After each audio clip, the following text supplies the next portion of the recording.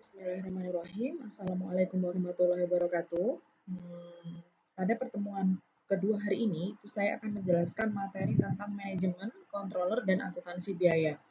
Jadi pada pertemuan hari ini masih membahas tentang bagaimana secara umum yang namanya akuntansi biaya itu. Nah, mungkin langsung saja ke materi. Jadi kalau misalkan saya ingatkan lagi ketika teman-teman belajar tentang manajemen, manajemen terdiri dari 3 kelompok. Ya. Kelompok yang pertama itu adalah manajemen operasi atau biasanya dia disebut sebagai penyelia atau supervisor. Kemudian manajemen tingkat menengah atau middle manager itu adalah kepala departemen, kemudian ada manajer divisi, kemudian ada manajer cabang. Kemudian yang ketiga adalah manajemen eksekutif atau manajer eksekutif, biasanya dia disebut presiden, wakil presiden eksekutif, CEO, dan lain sebagainya. Kemudian kalau kita bicara tentang manajemen perusahaan, kaitannya dengan akuntansi biaya, maka manajemen perusahaan itu harus memiliki informasi yang baik terkait baik itu biaya pembuatan produk dan lain sebagainya. Karena konsep kita bicara adalah akuntansi biaya. Nah, tekanan persaingan bisnis itu juga memaksa manajemen untuk melakukan penekanan biaya. Perusahaan itu maunya seperti apa? Seperti itu ketika mereka harus tetap mempunyai profit yang tinggi, biayanya ditekan seefisien mungkin sehingga perusahaan tetap bisa berjalan seperti itu. Kemudian ada 3 aktivitas manajemen. Saya rasa teman-teman sudah dapat semua di semester sebelumnya ya. Kalau kita bicara tentang aktivitas manajemen ya POAK itu planning, organizing, actuating, dan controlling. Kalau kita bicara tentang perencanaan, terdapat 3 rencana di dalam satu entitas bisnis. Yang pertama adalah rencana strategik, yang kedua rencana jangka panjang, dan ada rencana jangka pendek. Kalau kita bicara rencana strategik ya berarti rencana strategis apa yang mau dilakukan perusahaan. Kemudian dibandingkan dengan pesaing kalau ini. Kalau rencana jangka panjang adalah yang namanya jangka panjang berarti dalam waktu 5 tahun yang akan datang. Apa saja yang mau dilakukan. Kemudian kalau rencana jangka pendek itu bisa mulai mingguan, bisa bulanan, bisa 3 bulanan, atau bisa 1 tahunan pendek. Ya, apa yang mau dilakukan perusahaan untuk saat ini seperti itu. Kemudian yang kedua adalah aktivitas pengorganisasian. Kalau ini ya kaitannya dengan struktur organisasi. Kemudian yang ketiga pengendalian. Kalau pengendalian ya kita bicara tentang bahwa aktivitas itu selalu dievaluasi, dimonitor secara terus-menerus seperti itu. Kemudian ini kaitannya dengan akuntansi biaya dan akuntansi manajemen. Ada penggolongan yang namanya sistem informasi akuntansi.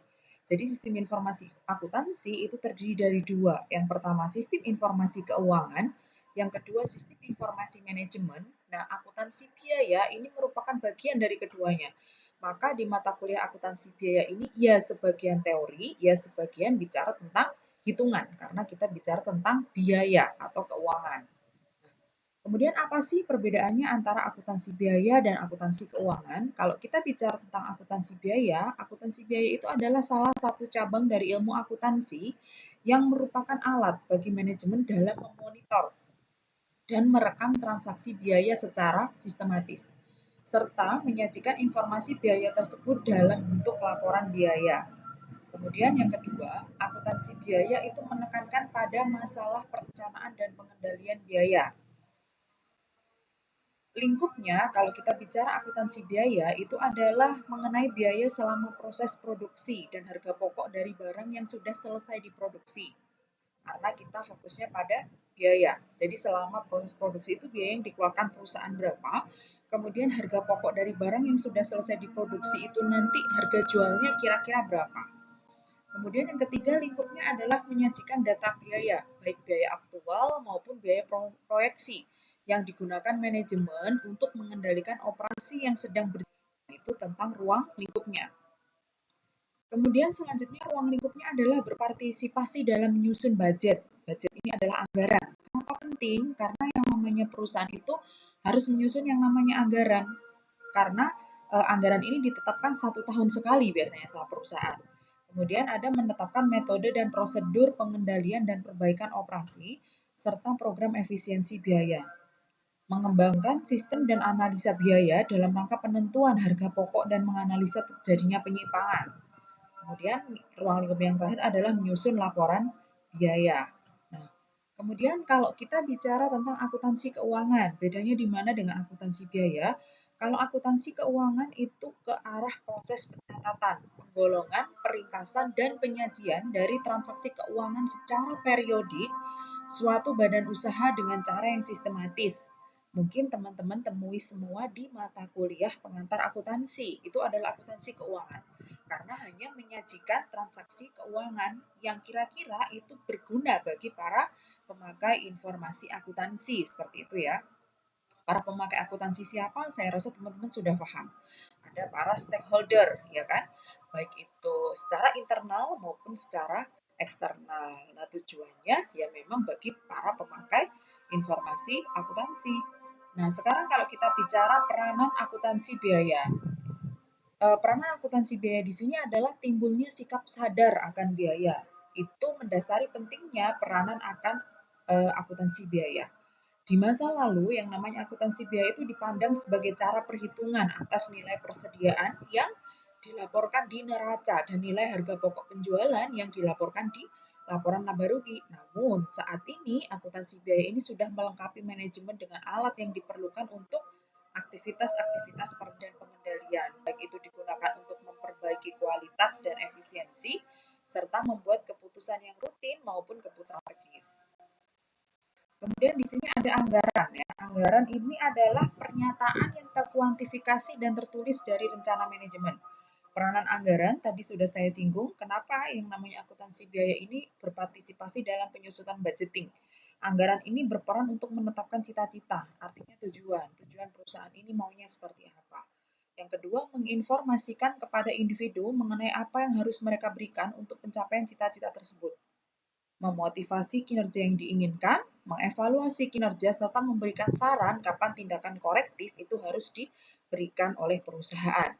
Yang kedua, peranan akuntansi biaya sebagai pengendalian biaya, karena kinerja itu diukur dengan membandingkan biaya antara pendapatan aktual dengan anggaran, maka akuntansi biaya di sini sangat penting. Berapa biaya yang ditetapkan sebelumnya atau biasanya disebut dengan biaya standar seperti itu. Kemudian yang ketiga, akuntansi biaya itu berperan di dalam penetapan harga. Jadi ketika teman-teman menentukan harga, ketika teman-teman sudah punya usaha, harga yang layak untuk sebuah produk itu pasti dirinci dari sebuah biaya yang dikeluarkan oleh perusahaan. Nah, kemudian ada peranannya adalah memilih di antara berbagai alternatif, yaitu alternatif mungkin tawaran biaya, bahan, baik itu biaya bahan, tenaga kerja maupun biaya overhead. Kemudian penentuan laba, karena akuntansi biaya itu juga berperan di dalam menentukan laba suatu perusahaan, sehingga teman-teman mengenal yang namanya laporan laba rugi, seperti itu. Kemudian kalau ini adalah peranan controller di dalam perencanaan dan pengendalian, controller itu adalah manajer eksekutif yang bertanggung jawab atas fungsi akuntansi. Jawabnya apa? Yang mengisikan partisipasi manajemen, baik itu di dalam perencanaan dan pengendalian dari pencapaian suatu tujuan, menentukan efektivitas dari kebijakan, serta menciptakan struktur organisasi dan proses. Ini selanjutnya peranannya di dalam pengendalian juga melakukan observasi atas metode perencanaan, mengusulkan perbaikan atas metode yang sudah ditetapkan oleh perusahaan. Nah, yang terakhir ini adalah sertifikasi dan kode etik terkait orang-orang yang menekuni di bidang akuntansi biaya. Barangkali nanti teman-teman semua itu tertarik di dalam sertifikasi untuk menjadi seorang akuntan. Nah, itu ada sertifikasi profesional, ada Certified Management Accountant atau CMA, kemudian ada Certified in Financial Management atau CFM, seperti itu ya. Kemudian ini terkait sertifikasi, syarat-syaratnya nanti pasti banyak sekali. Oke, kira-kira itu yang bisa saya sampaikan di dalam materi yang kedua hari ini terkait uh, overview atau kondisi umum yang namanya akuntansi manajemen dan akuntansi biaya itu seperti apa. Terima kasih, sekian dari saya. Assalamualaikum warahmatullahi wabarakatuh.